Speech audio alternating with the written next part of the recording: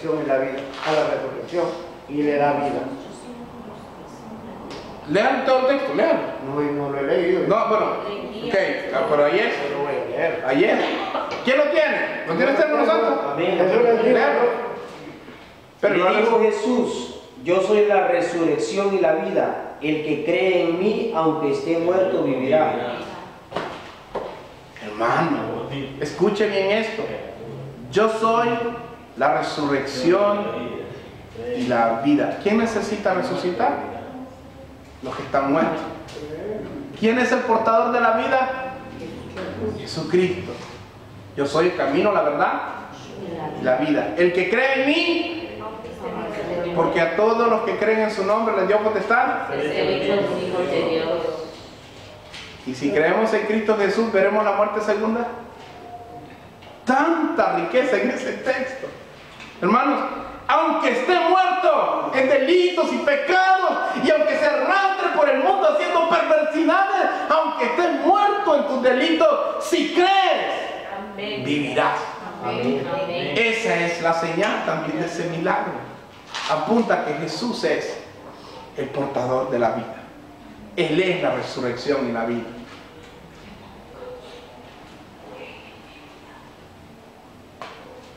Hoy usted puede ver ese milagro en muchas personas. Usted es el resultado de eso. Que escuchó la voz de Dios y lo ha seguido. Porque muchos otros, más bonitos que nosotros, más modelos, más inteligentes, más cultos, más ricos, escuchan esas palabras, pero no vienen a la vida, siguen estando muertos. Y el problema con un muerto es que con los años no se vuelve más vivo, ¿verdad? Se vuelve más muerto, más putrefacto, ¿verdad? Hay muertos que están en el panteón que hace unas semanas se murieron y ahí están, todavía hay carne, ¿va? Pero en un año lleno de gusanos. Por eso es tan difícil para muchas personas a lo largo de toda una vida de pecado volverse a Dios, porque tienen tan arraigado el pecado en ellos que les es difícil abandonarlo. La Biblia dice: acuérdate de tu Creador en los días de tu juventud, antes que vengan los días malos. Es una advertencia también para los jóvenes. Veamos a Pablo, la manifestación del don de milagros en Pablo. Y vamos a ver otra resurrección aquí. Pablo revive a Eutico. Hasta una canción hay, ¿verdad? Infantil. Hechos capítulo 20, versículo 8 al 12.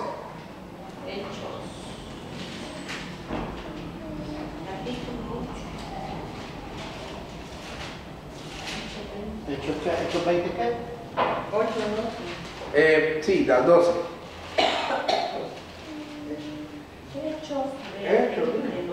Hechos 20, versículo 8 al 12.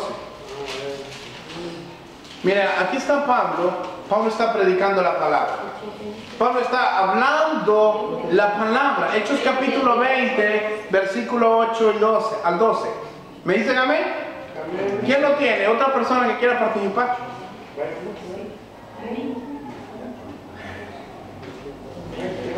Hermano Miguel, ¿lo tiene? Amén. Con voz de trompeta. Y había muchas lámparas en el aposento alto donde estaban reunidos, y un joven llamado Eutico, que estaba sentado en la ventana, rendido de sueños profundos, por cuanto Pablo disertaba largamente, vencido del sueño, cayó del tercer piso abajo y fue levantado muerto. Entonces descendió Pablo, se echó sobre él y abrazándole dijo: no alarméis, pues está vivo. Después de haber subido y partido el pan y comido, habló largamente hasta el alba y salió, y llevaron al joven vivo y fueron grandemente consolados. Ok, veamos entonces este cuadro. Pablo está disertando, o sea, está explicando las escrituras en un aposento alto, y un joven se durmió. Dice que era un aposento muy alto, el tercer piso, aunque no era piso así, ¿verdad? La idea es la altura. Se cayó. ¿Cómo cayó? Cayó vivo, pero cuando cayó, se murió. ¿Qué hizo Pablo? ¿Se alarmó Pablo? ¿Qué hizo Pablo?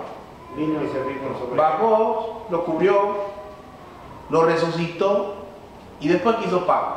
Siguió explicando. ¿Qué hizo? Siguió disertando sobre la palabra. Siguió explicando las escrituras. Y mire usted, solo analice esto. Es un acontecimiento asombroso, ¿no? Pero ni ahí se detuvo Pablo. ¿Por qué era más importante, hermano?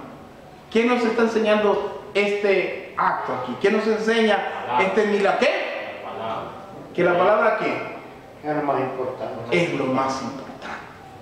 La vez pasada les dije, cuando hablábamos de las sanidades, cómo Jesucristo, cuando llegaron los enfermos y todos, y Él los sanó, y dice que al día siguiente otra vez llegaron los enfermos y dijo, no, vamos a otros lugares a predicar la palabra, porque a esto he venido.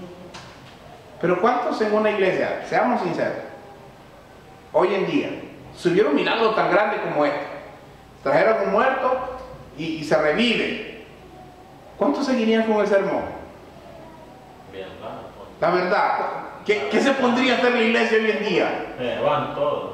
¿Sabe qué le diría? ¿Y viste una luz? Sí, y va a ir a la calle a hablar. Y otros más bárbaros, ¿sentías calor o estabas tranquilo? Estaba desmayado. ¿Sí o no? Pero Pablo, mira esto, lo revive y sigamos con lo de nosotros. Que esto no nos detenga. Entonces esta señal apunta que la palabra es el mensaje.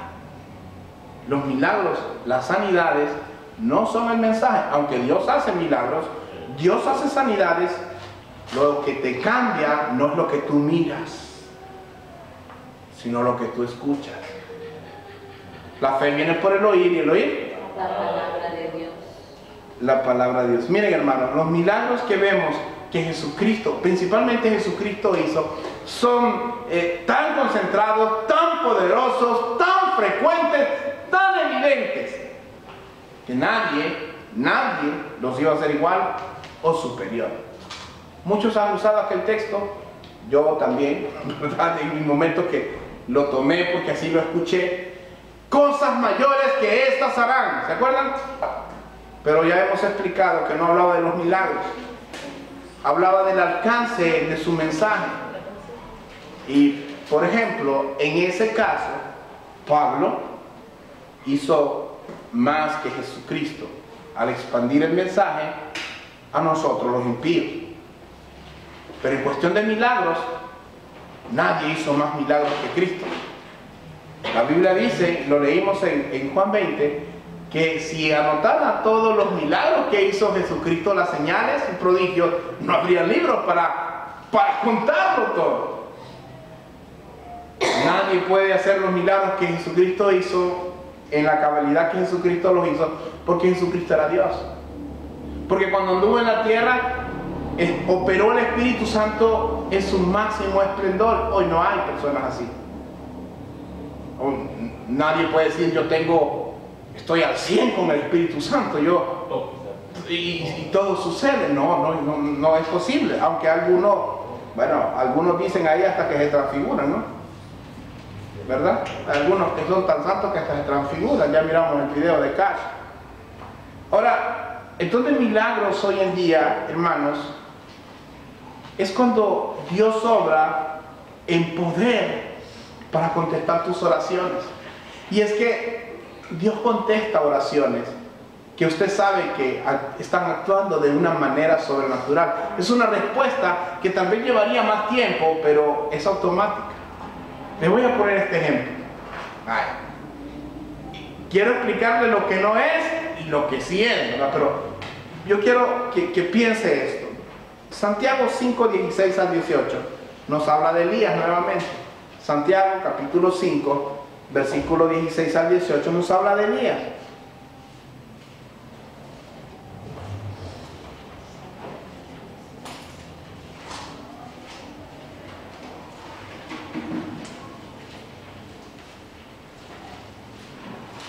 Amén. Santiago 5, 16 al 18. Si alguien lo tiene y lo quiere leer, por favor, con voz de trompeta.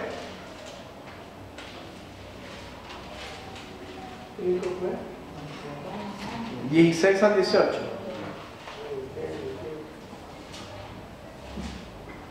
Amén. Vean. Confesaos vuestras ofensas unos a otros y orad unos por otros para que seáis sanados. La oración eficaz del justo puede mucho.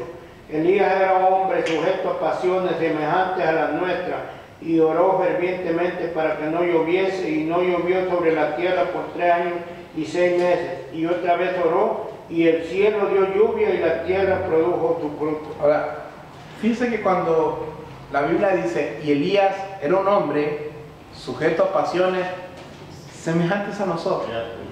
Hay muchos que dicen, era el superhombre, era el super ungido, era el super grande, era el super cristiano. Pero Santiago lo plantea de otra manera, era un hombre como usted o como yo. ¿Qué lo diferenciaba entonces? La operación de la fe, el poder de fe en él. Que Dios lo levante en un tiempo específico para hacer algo específico. Ahora, todos los cristianos, perdón, dice también en el versículo 16, la oración eficaz del justo puede mucho. Miguel lo decía el otro día, hay gente que va a orar por la sanidad y el que va a orar, el que va enfermo porque no cree que se va a sanar el otro. Yo les decía que triste es cuando la gente dice, usted no se sana porque usted no tiene fe. Y supuestamente tiene el don de sanidad el que está orando. Entonces, si yo tengo el don de sanidad y don Ramón está enfermo, no tiene nada que ver la fe de él. Ya lo explicamos la vez pasada, ¿verdad? Tiene que ver la voluntad soberana de Dios si quiere sanarlo a través del don de fe que opera en mi vida y de sanidad. Pero todos los cristianos verán respuestas a sus oraciones, porque es una promesa de Dios que Dios va a contestar nuestras oraciones. Pero ¿cómo contesta Dios? ¿Cuál es nuestra respuesta de Dios? Ahora, te voy a responder ahorita, espérate o no. Bueno, la respuesta es sí, no y espera. Esas son las 3 respuestas de Dios: sí, no y espera. Pero Dios siempre contesta. Cuando usted está orando y Dios no le contesta en ese momento, dos son las respuestas. Dios le está diciendo que no, o Dios le está diciendo que se espere. Pero todos los cristianos verán respuestas en sus oraciones, pero no todos los cristianos ven respuestas extraordinarias a sus oraciones. Y otra cosa, que no toda la gente puede ver respuestas a oraciones, porque muchas veces nosotros pedimos una cosa y Dios da otra, pues, porque Dios conoce en realidad la necesidad de cada persona. Así es. Ahora, hay algunas respuestas en las oraciones que cuando Dios contesta, despierta el asombro en los demás. Yo he leído muchas historias, pero yo sé que usted tal vez en su corazón, Dios le ha mostrado que ha hecho algún milagro en algún momento. Pero yo le quiero decir algo. Hay veces que usted se pone a pedir en ese momento por algo y no han pasado ni 5 minutos cuando hay algo que pasa. Usted estaba pidiendo eso y resulta que llegó eso. Pero usted está orando. Yo le voy a decir una cosa: usted está orando, Señor, de repente dice, Señor, vale, voy a dar un ejemplo, convierte a fulano de tal, toca su corazón, habla su vida, ¡plin!, le cae una llamada. Dios me acaba de hablar, me he vuelto a Cristo. Es una respuesta sobrenatural de Dios. Hay muchas cosas. De repente usted está orando, Señor, dame esto, te pido esto, ayúdame, y llega alguien y dice, ¿sabe qué? Yo ni lo conozco, pero yo siento al Señor darme esto. Y es lo que usted estaba esperando. Mina se ríe porque Mina ha tenido varios de esos. Dios actúa de una manera sobrenatural. Hay una respuesta sobrenatural en esto. ¿Sabe qué? Yo le voy a decir algo. Jesucristo dice en la Biblia que un día llegaron los fariseos y llegaron y dijeron, mira, dile a tu maestro, le dijeron a Pedro, que él no da el tributo al templo, que era un dracma, creo que era la moneda. No da el tributo. Ve y dile. Llegó maestro, fíjate, no te preocupes. Vea lo que es el milagro de Dios. Ve al río y el primer pescado que tú tomes, ábrele la boca y ahí vas a sacar el pago mío y tuyo. El hombre obediente a la palabra es un hombre que decía, en tu nombre echaré la red, ¿va? Y se fue y dice que sacó y estaba y pagó. Eso es un milagro sobrenatural. ¿Cuántos peces andan monedas en el estómago y andan vivos? ¿Ah? ¿Cuántos? No sé, pero yo creo que ninguno. Ahora, esa es la respuesta sobrenatural. Cuando Dios usa piedras, hermanos. Señor, te pedimos, Señor, trae la provisión. Yo siempre me gozaré cuando llegó este piso a esta iglesia. Traer a una persona que no nos conocía y Dios respondió de una manera, esa es una manera sobrenatural, porque envió un cuervo. ¿Se acuerdan cuando mandó los cuervos para alimentar? ¿Cuántos han visto volar un cuervo con un pedazo de carne? Y se lo llevaron a Elías. ¿Sí o no? Dios responde de una manera sobrenatural, aunque no todos lo van a ver, pero Dios hace milagros todos los días. Amén. Lo que pasa es que la gente dice un milagro y piensa, aquello, un muerto que revive. ¿Ah? ¿O no? Y algo, quieren ver algo que los impacte, ¿va? Pero los milagros suceden todos los días. Dios los hace todos los días. Pero es algo que es sobrenatural. Es algo que es una respuesta a una oración. Y es algo que sucede de la mano del don de fe. Ahora, ya vimos, por ejemplo, el punto número 3, personas en que se manifestó de milagros en la Escritura fueron Elías, Jesús y Pablo, fue lo que me mencionaron. Los peligros de los falsos milagros, punto número 4, ya casi terminamos. Juan Calvino dijo, y lo mencionamos la vez pasada, Satanás también tiene sus milagros. Sí, Satanás también tiene sus milagros. Yo no sé si en algún momento les he enseñado los tantos videos que les he mostrado. Hay un charlatán ahí que dice, esta agua se convierte en vino.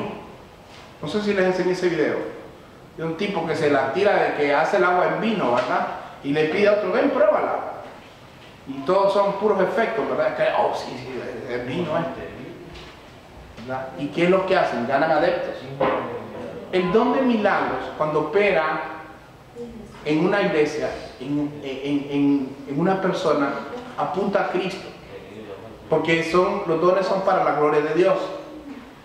Revelan una verdad, afirman una verdad, el respaldo de Dios y la gloria es para Dios. Pero Satanás también tiene sus milagros y la Biblia también registra sus falsos milagros. Y quiero llevarlo a Éxodo capítulo 7, versículos 10 y 11. Y le voy a pedir que apunte los otros versículos porque los voy a leer nada más y usted después los revisa en su casa. Éxodo capítulo 7, 10 y 11. Segunda, si usted apunta, ¿verdad? Segunda de Tesalonicenses 2, 8 al 12 y Apocalipsis 13, 13 y 14. Muy bien, repito. Éxodo 7 del 10 al 11. Segunda de Tesalonicenses 2, 8 al 12. Y Apocalipsis capítulo 13, versículos 13 y 14. Voy a leer Éxodo 13, 13 y 14. 13 y 14. Éxodo 7, 10 dice: vinieron pues Moisés y Aarón al faraón e hicieron como Jehová lo había mandado. Y echó a Aarón su vara delante de faraón y de sus siervos y se hizo ¿qué?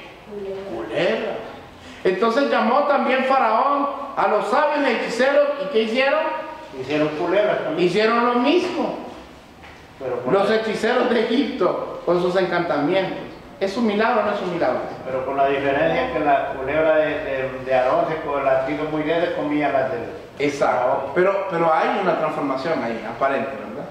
Aunque algunos pues dicen que no eran serpientes las que tenían los sacerdotes, sino que eran unas serpientes que estaban dormidas por la presión y las tiraban, ¿verdad? Esa es alguna interpretación, pero independientemente hicieron algo, ¿verdad? En 2 Tesalonicenses, solo apunte 2, 8 y 12, dice: entonces se manifestará aquel inicuo a quien el Señor matará con el espíritu de su boca y destruirá con el resplandor de su venida. Inicuo, cuyo advenimiento es por obra de Satanás con gran poder y señales y prodigios. Aquí está hablando del anticristo. Inicuo dice, cuyo advenimiento es por obra de Satanás con gran poder y señales y prodigios, mentirosos, y con todo engaño de iniquidad para los que se pierden. ¿Para quiénes? Para los que se pierden. Por cuanto no recibieron el amor de la verdad para ser salvos. Por esto Dios les envía un poder engañoso para que crean la mentira,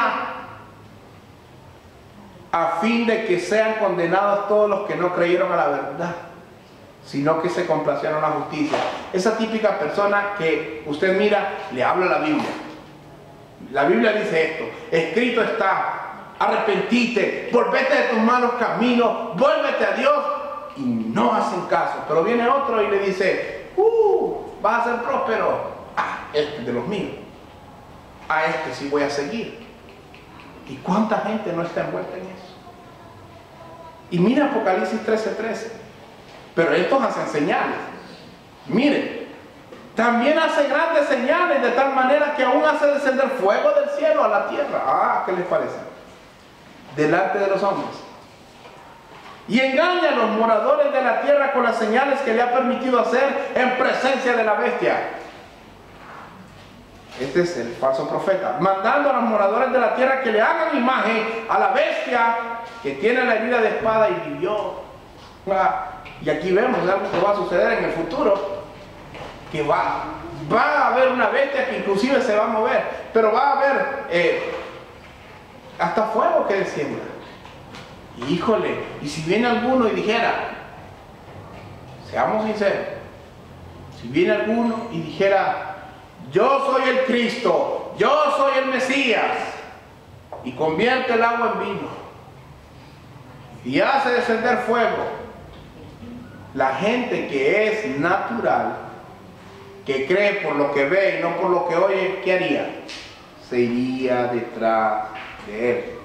Pero el que es espiritual sabría que Jesucristo ha prometido volver, pero cuando vuelva no va a venir al paraíso,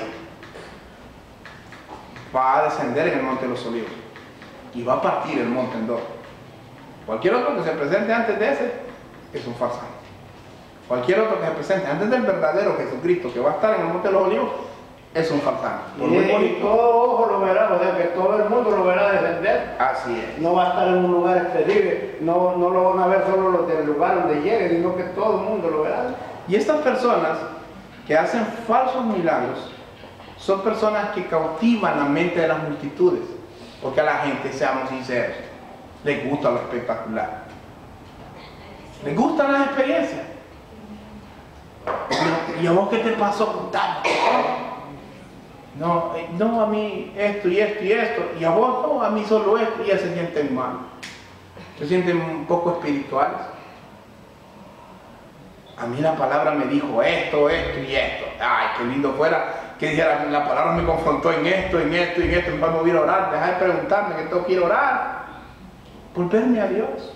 Por último, ¿qué beneficio? Miren, también Simón el mago, por ejemplo, hacía milagros, hacía señales, pero las hacía para beneficio propio. El otro Simón Pedro, las hacía para Dios. Amén. Incluso Simón el mago le dijo, dame de ese poder que tú tienes, te lo compro, ¿verdad? Te lo compro.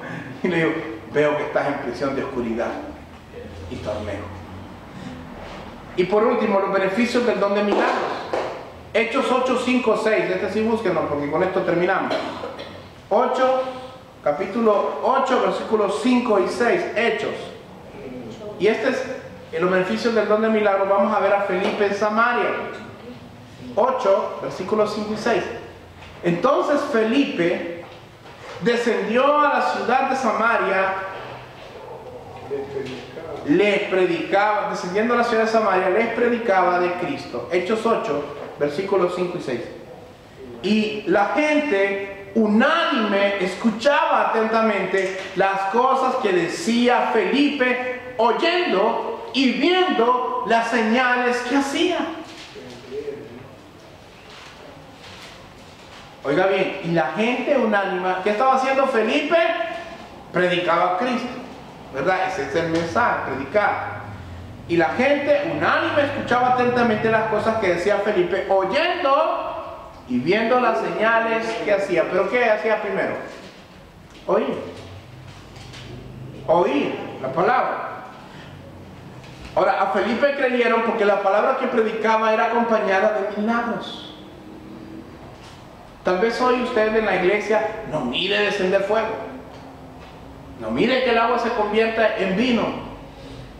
Pero sí puede ver la obra sobrenatural de Dios en la vida de las personas cuando cambian. Y la gente puede ver cuando Dios está obrando en su vida. ¿Por qué? Porque se dan cuenta que usted ya no es el mismo perverso de antes. Es una nueva criatura en Cristo. Así que los milagros ayudaron a certificar el respaldo de Dios en su palabra. Los milagros atraen a la gente del Evangelio muchas veces. Así es, pero el mensaje...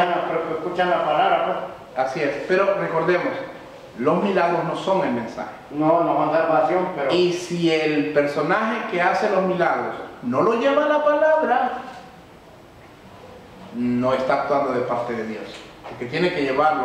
Los milagros no lo convierten, hermano. No, pero no lo llevan a No lo llevan a Cristo. O sea, lo acercan, pero no lo convierten.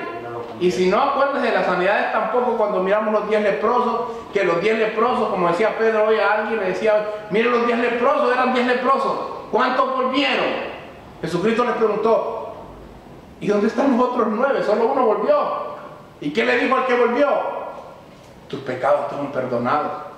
Aquellos se fueron sanos, pero este se fue sano y salvo, ¿verdad? Y se salvó. Ahora, para concluir, Dios puede usar diferentes medios para realizar un milagro, pero los milagros de Dios son para su gloria. Siempre para certificar la veracidad de su palabra, de la obra de su palabra en la vida de las personas. Todos los milagros que hoy en día se ven, por ejemplo, son respuestas sobrenaturales a una oración de alguien que ha creído, alguien que tiene el don de fe. En un momento yo les explicaba cómo el don de fe lo puede manifestar cualquier persona. En un momento, ¿verdad? Hablamos de que era un instante en el cual Dios activaba el don de fe. Entonces, como el don de milagros está íntimamente ligado a la fe, cualquier persona que realmente crea que tenga el don de fe en ese momento puede manifestar alguna de estas cosas. Una respuesta sobrenatural. No le estoy diciendo que va a levantar a un muerto, porque eso ya es cuestión de Dios. Pero sí que la palabra que usted va a soltar va a hacer algo en la vida de alguien. Y también que Satanás pues tiene un poder engañoso. Y tiene que tener mucho cuidado de no andar en esos círculos donde hay mucho espectáculo. Porque generalmente esos espectáculos, hasta luces, para que ponen ahora. Usted mira cómo son las cosas, que todo es luz, cámara de humo y todo. Ya no apuntan hacia arriba, apuntan hacia la persona.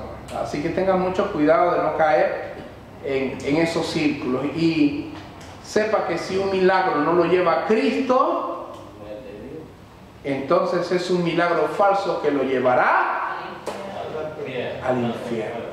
Porque ustedes saben que hay muchos ídolos, hay muchas personas que creen en la Virgen, en el Santo, en esto, ¿verdad? Que les hace el milagro, como dijimos el otro día de aquella chinita de potrerío, ¿verdad? Que, uy, esta chinita porque hace tantos milagros.